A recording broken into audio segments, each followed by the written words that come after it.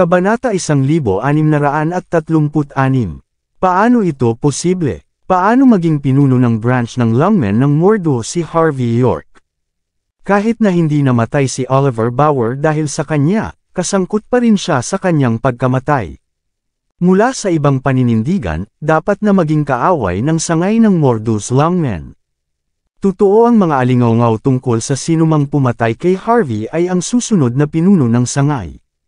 Ngunit bakit hinayaan siya ni Samuel Bauer na maging pinuno ng sangay? Hinawakan ni Rachel Hardy ang badge sa kanyang kamay, pagkatapos ay nagbigay ng ilang magagandang pagtingin dito. Napagtanto niya na totoo ito at tunay ang badge. Paano ito magiging? Ito talaga ang badge ng pinuno ng sangay. Ang taong may hawak nito ay dapat na pinuno ng sangay ng Mordo. Susundan ng sangay ng Mordo ang lahat ng mga order, at ang mga nagtaksil ay papatayin ng walang awa. Ngunit bakit ito? Si Rachel ay bumubulong sa kanyang sarili. Ang kanyang ekspresyon ay takot na nagbabago sa sandaling iyon. Hindi ito pinaniwalaan ni Aidan Bauer. Ngunit matapos makita ang ekspresyon ni Rachel, may napagtanto siya. Si Harvey talaga ang pinuno ng sangay ng Mordo's lungmen branch. Isang nakakatawang pakiramdam ang lumitaw sa isip ni Aidan sa eksaktong sandaling iyon. Ang mga tao sa loob ng sangay ng Mordo's lungmen ay nakikipaglaban sa kamatayan para sa posisyon ng pinuno ng sangay, ngunit ang posisyon ay solido ng nabuo. At talagang hinamon ni Aidan ang pinuno ng sangay mismo. Sa sandaling ito, naramdaman ni Aidan na malamig na pinupuksa ang buong katawan niya. Ito ay walang magawa. Tapos na ako dito. Hindi ako interesado na maging pinuno ng sangay ng Mordo's lungmen. Nagpakita si Harvey ng isang hindi kilalang ekspresyon. Ngunit lumapit sa akin si Samuel at hiningi pa rin sa akin na magkaroon ng posisyon. Pumayag ako, kaya napunta ako sa Mordo. Nais kong patayin ang kalahati ng mga kalalakihan sa sangay ng Mordo tulad sa kung paano ko pinatay ang buong pamilyang Ward. Ang mga taong sumusunod sa akin ay umunlad, habang ang iba ay mamamatay. Ngunit dahil nabangga ako sa nakaraang nangungunang alagad, hindi ito dapat labis na problema para sa iyo upang makatulong na muling ayusin ang sangay ng Mordo para sa akin. Kaya, tutulong ka ba o hindi? Ibibigay mo sa akin ang iyong buhay at maging aking subordinate. O magpapatuloy ka bang maging matigas ang ulo? Kalmado at mapayapa ang tono ni Harvey sa sandaling iyon. Wala siyang balak na pilitin si Rachel. Ang pinakamahusay na paraan upang hikayatin ang isang tao ay ang gumawa ng isang pagsuko ng kusang loob. Kung hindi, magkakaroon ng mga problema sa susunod. Ang ekspresyon ni Rachel ay takot na nagbago, pagkatapos ay mabilis na hinampas ng kanyang tuhod ang sahig. Nasiyahan na makilala ka, branch leader. Mula ngayon, ang buhay ko ay sa iyo, branch leader. Kakagatin ko ang sinumang hiniling mo sa akin na kagatin. At gagawin ko ang anumang hiniling mo sa akin. Wala nang ibang pagpipilian si Rachel. Hindi siya magkakaroon ng pagkakataon na makabawi kung hindi niya sinunod si Harvey at maging kanyang superior. At sa kung paano ginawa ni Harvey ang mga bagay, talagang pupunan niya ang isang ilog ng dugo ng sangay ng Mordo kung nais niya. Ang pamilyang Bauer ay madaling masira sa alon lamang ng kanyang kamay. Kung ito ay para sa kanyang sarili o lungmen, kailangan niyang ibenta ang kanyang buhay kay Harvey. Walang ibang pagpipilian, sa katotohanan, nagbigay na si Rachel sa sandaling nakita niya ang badge. Tama, mula ngayon, ikaw ang magiging subordinate ko. Gagawin ko sa iyo ang parehong paraan ng paggamot ko sa kay Tyson Woods at sa iba pa. Si Harvey ay nakikipag-usap sa isang mahinahon na tono. Ngunit hindi niya ginawang banggitin kay Rachel ang mga kahihinatnan ng pagtataksil sa kanya. Si Rachel ay isang matalinong batang babae. Wala siyang gagawing kabobohan. Pagkatapos ay tumugon si Rachel ng buong paggalang, "Salamat, branch leader." Tumalikod si Harvey at sinabi ng mahinahon, "Sumama ka sa akin. Tutulungan kitang makabawi." Nang makita sina Harvey York at Rachel Hardy na lumakad sa isang silid, nagpakita si Aidan Bauer ng isang ekspresyon ng lubos na kawalan ng paniniwala. Hindi siya naniniwala na ang isang tao na nalumpo ay makakabawi. Naisip niya na ang lahat ng ito ay isang malaking biro lamang. Ngunit pagkaraan ng kalahating oras, nagulat si Aidan. Si Harvey ay lumakad palabas ng silid. Ngunit nakuha na ni Rachel ang tiwala at ang aura na mayroon siya noong nakaraan. Ipinakita lamang niya ang bahaging ito sa kanya noong siya pa rin ang nangungunang talento ng sangay ng Mordus Longmen. Naglakad si Rachel patungo sa gitna ng bulwagan at itinapon ang kanyang kamao sa isang pulang kahoy na mesa. Ang lamesa pagkatapos ay sumabog at kumalas sa 1,000,000 piraso. Bumalik na ito. Bumalik na talaga ito. Bumalik na ako. Ang mga luha ay dumadaloy sa mukha ni Rachel na parang talon nang makita niya ang paningin. Ang isang baldado na babae na tulad niya ay naging isang talino na henyo muli. Ito ang maalamat na pagbabalik ng nangungunang talento. Kahit si Aidan ay nabigla sa tanawin. Alam niya ng buo ang mga pinsala ni Rachel. Hindi mabilang na kilalang mga doktor na sinabi na ang isang tao lamang kahit papaano na naaayon sa isang Diyos ng digmaan ang makakatulong kay Rachel na makabawi. At natulungan siya ni Harvey na makabawi tulad nito. Nangangahulugan ito na si Harvey mismo ay naaayon sa isang Diyos ng digmaan. Sa sandaling ito, ang isip ni Aidan ay kumalas. Rachel Hardy, si Tyson Woods at ang iba pa ay susuporta din sa iyo mula ngayon. Si Harvey ay casual na nakaupo sa sopa. Wala akong pakialam kung paano mo ito ginagawa, ngunit nais ko na ang lahat ng sangay ng Mordo ay nasa ilalim ng aking kontrol sa loob ng 1 linggo. Wala akong pakialam kung ito ay si Justin Walker o Drew Shelton. Sabihin sa kanila na pumunta o sumali kay Josh sa kanyang libingan. Ayaw kong mag-aksaya ng maraming oras sa bagay na ito. Inaasahan ko na pagkatapos ng 1 linggo, tanging ang aking tinig ang maririnig bilang pinuno ng sangay ng Mordo ng Longmen. Tiniklop ni Rachel ang kanyang mga kamay at sumagot, panigurado, branch leader. Gagawin ko ang sinabi mo. Hindi ko kailangan ng 1 linggo. Malulutas ko ang bawat problema para sa iyo sa loob lamang ng 3 araw. Nang makita ang tiwala ni Rachel, tumango si Harvey. Kung gayon, magsimula tayo sa kay Young Master Bauer. Kasabay ng tingin ni Harvey, pagkatapos ay itinapon ni Tyson ang isang espada sa harap ni Rachel. Naintindihan ni Rachel ang pagtatalaga kaagad, na nais ni Harvey na ipakita niya ang kanyang katapatan sa pamamagitan ng pagpatay kay Aidan. Nanginginig si Aidan sa takot. Alam niya kung ano ang nasa isip din ni Harvey. Ngunit ayaw niyang mamatay sa sandaling iyon. Nakaisip si Aidan ng isang ideya sa sandaling ito. Tumalon siya at sinimulan ng iuntog ang kanyang ulo sa lupa ng walang tigil. Branch Leader York, pakinggan mo ako. Si Sister Rachel ang nangungunang talento sa loob ng sangay ng Mordus Longmen. Si Justin at ang iba pa ay hindi maihahambing sa kanya. Ang pinakamahalagang bagay ay iniisip nilang lahat na siya ay may kapansanan. Iniisip lang nila na mangibabaw sa kanya, hindi kung paano ipagtanggol ang kanilang sarili laban sa kanya. Kung ipinahayag ko na si Sister Rachel ay nasa aking mga kamay at handa nang ilipat ang lahat ng 50% ng kanyang shares mula sa Kaizen Group sa akin, si Justin at ang iba pa ay tiyak na magpo-protesta. Pagkatapos, makakahanap ako ng isang dahilan upang makipag-ayos sa kanila. Pagdating ng oras na iyon, ang lahat ng mga malalaking shot sa loob ng sangay ng Mordus Longmen ay lalabas sa negosasyon. Magagawa naming dalhin silang lahat ng 1 beses at para sa lahat. Papatayin namin ang mga masasamang tao doon at pagkatapos. Kasama namin si Sister Rachel, hindi rin sila maglakas loob na pukawin ang problema. Dahil si Sister Rachel ay maaaring kumatawan sa mas batang henerasyon ng Longmen mismo, habang maaari kong kumatawan sa pamilyang Bauer. Sa aming dalawa, kukuha tayo ng ganap na kontrol. At ako, si Aidan Bauer, ay gagawa ng anumang bagay upang maglingkod sa iyo Branch Leader York.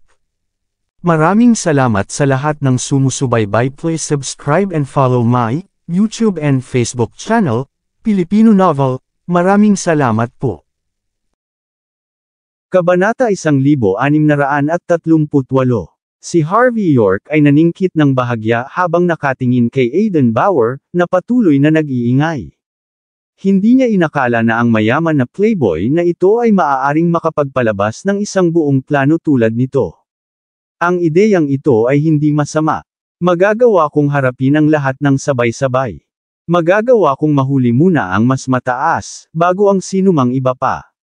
Kung haharapin ko muna sila, ang kanilang mga subordinate ay natural na sumunod sa akin. Young Master Bauer, magandang ideya iyon. Mabagal na lumakad si Harvey at sumulyap kay Aiden. Ngunit ikaw ay nagbabanta tungkol sa kung paano mo papatayin ang aking buong pamilya. Sa palagay mo ba talaga na may tiwala ako sa iyo? Humabol si Aiden at niyakap ang binti ni Harvey, pagkatapos ay sinabi habang umiyak, Branch Leader York, lahat ng ito ay aking kasalanan dati. Hindi ko alam kung sino ka. Hindi ako maglakas loob na magdulot sa iyo pa ng problema. Hindi rin ako maglakas loob na maghayganti laban sa iyo. Mangyaring bigyan ako ng isang pagkakataon. Masaya akong magiging tauhan mo. Hindi, magiging aso mo rin ako. Kakagatin ko ang sinumang hiniling mo sa akin. Ipinangako ko na ako ay 100 beses na mas masunurin kaysa kay Rachel, hindi, 1,000 beses na mas masunurin. Si Aiden, sa sandaling ito, ay walang anumang uri ng prinsipyo at mapaghimagsik na saloobin na nauna na pinakita niya. Tanging takot lamang ang sumakop sa kanyang isipan. Nakakatakot ang ekspresyon ni Rachel Hardy. Hindi niya inakala na si Aiden ay magiging kahihiyan na ito. Ang reputasyon ni Oliver ay lubos na napinsala sa kanya. Tumawa si Harvey. Ang ibang mga tao dati ay nagsabi na ako ang pumatay sa iyong ama. Huwag kang mapuot sa akin. Wala siyang karapatang marumihan ang iyong mga kamay. Kung nais mong patayin siya, hindi mo rin ito magiging komplikado. Iyon ang dahilan kung bakit hindi ako naniniwala sa mga tinatawag na chismis. Sumagot si Aiden na may ngiti sa kanyang mukha. Patuloy na nagsasalita si Harvey. Bueno, handa ka bang maging aking aso? Siyempre, propesyonal ako dito. Tiniis ni Aiden ang sakit ng kanyang basag na braso at binti at lumuhad sa lupa, pagkatapos ay inabot ang kanyang mga kamay na parang aso na siya ay tumaya sa kanyang buntot. Woof woof woof. Natawa si Harvey matapos makita ang tanawin. Ang mga mayayamang playboy na iyon ay karaniwang nakikita ang kanilang sarili bilang mataas at makapangyarihan, na iniisip na sila ay mga hari sa mundo. Ang paggawa ng anumang nais nila at naisip na walang sinuman ang maglakas loob na maglagay ng isang daliri sa kanila. Si Aiden, sa kabilang banda, ay marunong maglaro ng sitwasyon. Siya rin ang walang kahihiyan na tao. Tama rin na sabihin na ang kanyang mapagmasid na mata ay natagpuan sa kanya ng isang pagkakataon na matubos. Dahil sa pagiging subordinate ni Harvey ay nangangahulugang tiyak na magkakaroon ng posisyon si Aiden bilang patriarch ng pamilyang Bauer. Hindi mapigilan ni Rachel ngunit malakas na sumigaw, nakakainis. Hindi pinansin ni Aiden si Rachel at patuloy na nakatitig kay Harvey habang sinusubukan niyang palugdan pa siya. Branch Leader York, dapat ay mayroon kang katulad ko. Malalaman mo sa lalong madaling panahon na ako ay talagang kapaki-pakinabang na aso. Isipin mo lang ito, makakatulong si Sister Rachel na makitungo sa sangay ng Mordus Lungmen, ngunit iyon ay isang pag-aaksaya ng oras. Kung tutulungan ko siya, mas mabilis at mas mahusay ito. Bukod doon, kapwa ang pamilyang Bauer at ang Kaizen Group ay may malaking mapagkukunan at kapangyarihan. Maaari mong patayin ang buong pamilyang Bauer at maghanap para sa ibang mga tao na kontrolin ang kumpanya, ngunit iyon din ay isang pag-aaksaya ng iyong oras. Iba ako. Makakatipid ako ng mas maraming oras at pagmasdan mo si Sister Rachel para sa iyo. Kung gumawa siya ng anumang nakakatawa na sumasalungat sa iyo, ibababa ko rin siya para sa iyo. Ang pinakamahalagang bagay ay ang Lungmen ay kumakatawan din sa kapangyarihan ng pamahalaan mula sa underworld. Wala silang magagawa na ilegal. Kailangan nilang sumunod sa batas. Ngunit naiiba ako. Mayaman akong playboy. Gagawin ko kahit anong gusto ko. Ang mga taong katulad ko ay makakatulong sa iyo na gumawa ng maraming bagay, mali ba ako? Ang pagkakaroon ko ng buhay ay paraan na mas mahusay kaysa sa akin na patay. Tinakpan ni Aiden ang kanyang mukha habang patuloy niyang sinusubukan na ibenta ang kanyang sarili. Sa una, pinlano ni Harvey na patayin ni Rachel si Aiden bilang isang pangako sa kanya. Gayunpaman, hindi niya naisip na mayroon pa ring pananaw at pangitain si Aidan. Gayunpaman, tama si Aidan. Kahit na si Rachel ay sumuko kay Harvey, ang pagkamatay ni Oliver ay mananatili pa rin bilang isang tinak sa pagitan ng kanilang dalawa. Marahil ay hindi siya gagawa ng anumang bagay sa ilalim ng normal na mga kalagayan, ngunit maaaring mawalan siya ng kontrol sa mga kritikal na sandali. Ang pinakamahusay na solusyon ay ang magkaroon ng isa pang tao sa tabi niya. Halimbawa, si Aidan Bauer. Sa ganitong paraan, maaari nilang suriin at balansehin ang bawat isa. Pagkatapos ng lahat, halos ginahasa si Rachel ni Aidan. Naniniwala si Harvey na ang dalawa sa kanila ay hindi kailanman gagawa ng isang mahusay na koponan. Kawili-wili. Isang makabuluhang hitsura ang sumalampak sa mukha ni Harvey habang iniisip niya ito. Siya ay casual na kumuha ng isang tableta mula sa kanyang bulsa at itinapon ito sa lupa, at sinabi ng walang pag-iingat, bibigyan kita ng isang pagkakataon na maging aking subordinate. Maaari kitang suportahan bilang pinuno ng pamilyang Bauer. Pamamahalaan mo ang Kaizen Group para sa akin at tulungan akong kontrolin ang kanilang kapangyarihan sa Mordo.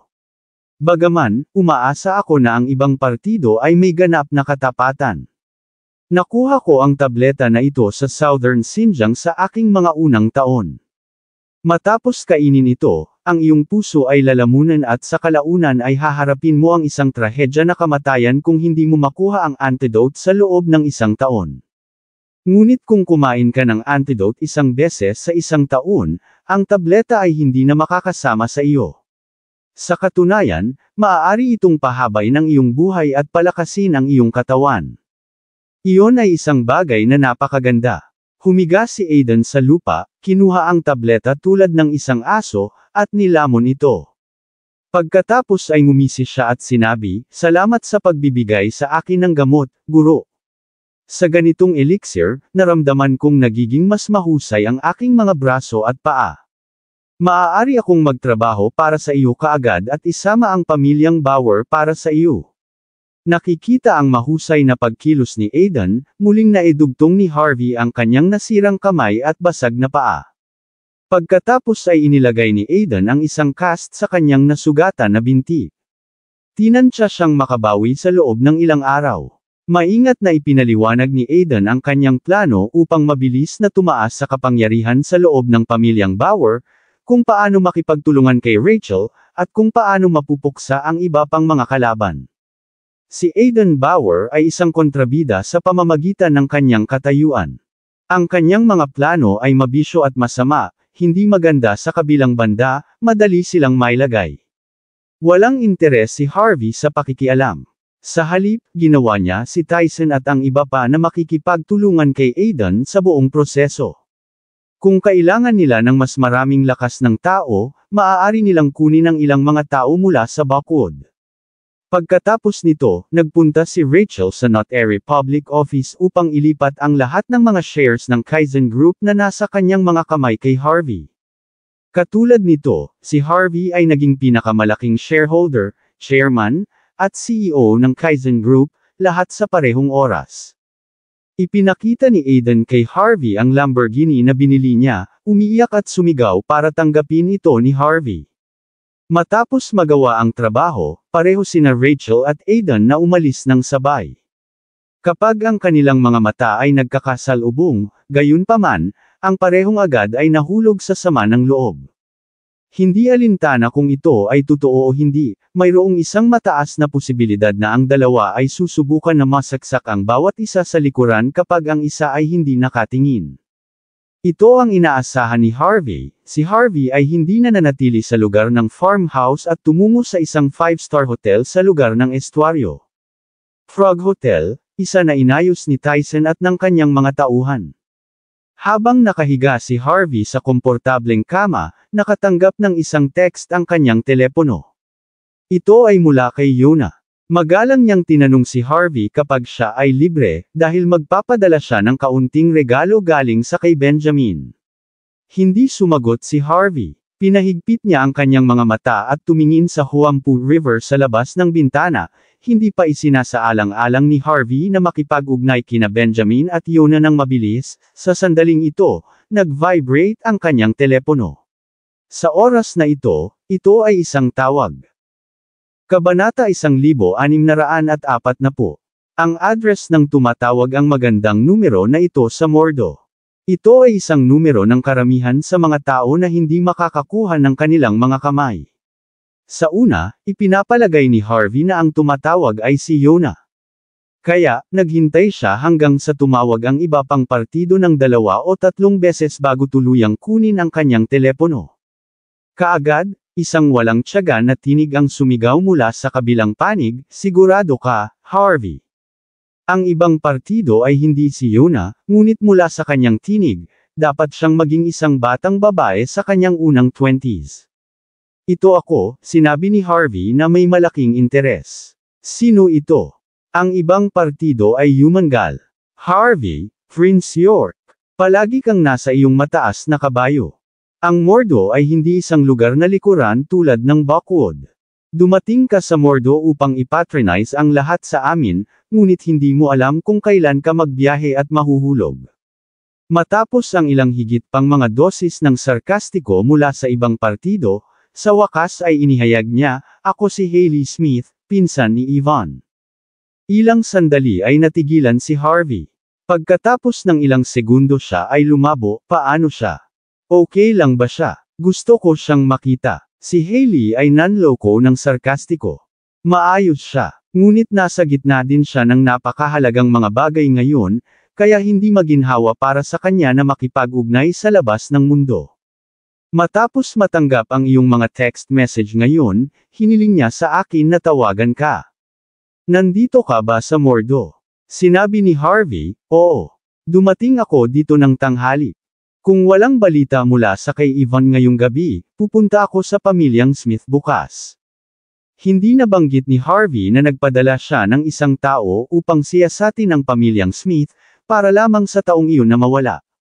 Sa halip, direktang sinabi niya ang kanyang layunin. Ang paghahanap kay Yvonne ang pangunahing layunin ng paglalakbay na ito. Sa gayon, handa si Harvey na sakupin si Rachel at Aidan, at upang malutas ang problema sa sangay ng lungmen sa lalong madaling panahon. Mas mainam na magkaroon ng kapangyarihan ng lungmen sa kanyang tagiliran nang bumisita siya sa mga Smith. Tulad ng tungkol sa kanyang pagkakakilanlan bilang chief instructor, wala siyang balak na ilantad ito sa ngayon. Pagkatapos ng lahat, ipinangako na niya ito kay Sam. "Hindi ka ba ninerbiyos? Paano ka makakapasok sa Mordo ng casual?" Si Hailey ay tila naiinis. Nagpatuloy siya, "Alam mo ba kung gaano kalaki ang presyon ni Yvonne na dadalhin dahil sa iyong walang ingat na pag-uugali? Maaaring magkaroon ng mas malaking problema." Para kay Hailey, ang mga taong tulad ni Harvey ay hindi kwalipikado upang makipag-ugnay kay Yvonne, mas mababa na maging magkaibigan. Ngunit walang malasakit si Harvey. "Siya ang aking mahalagang sekretarya at umalis siya nang hindi nagpaalam. Hindi ako makikipag-ugnay sa kanya, kaya natural, kailangan kong malaman kung ano talaga ang nangyari. Tiyak na walang kahihiyan ka. Narinig ko na ikaw ay isang live-in-in-law at nagtayo ka ng isang pangkat gamit ang impluwensya ng iyong biyenan. Sa palagay mo ba ay isang matagumpay na tao kapag katapos maging CEO?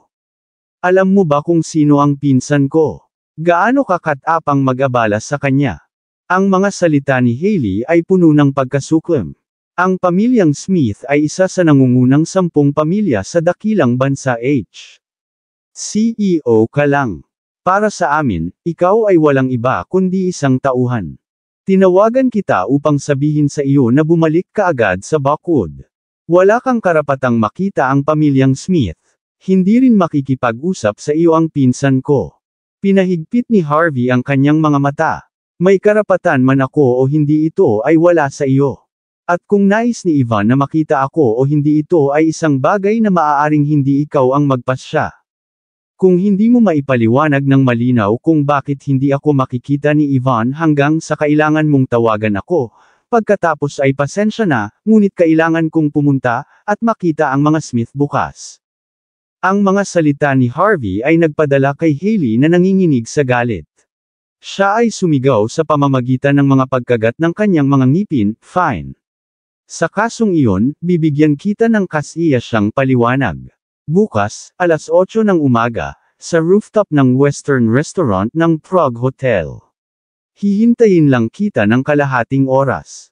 Kung napalampas mo ito, huwag mo akong sisihin. Beep. Sa mapagmataas na pagsabog na iyon, agad na naghang si Hailey. Nagpadala si Harvey ng isang text kay Yona.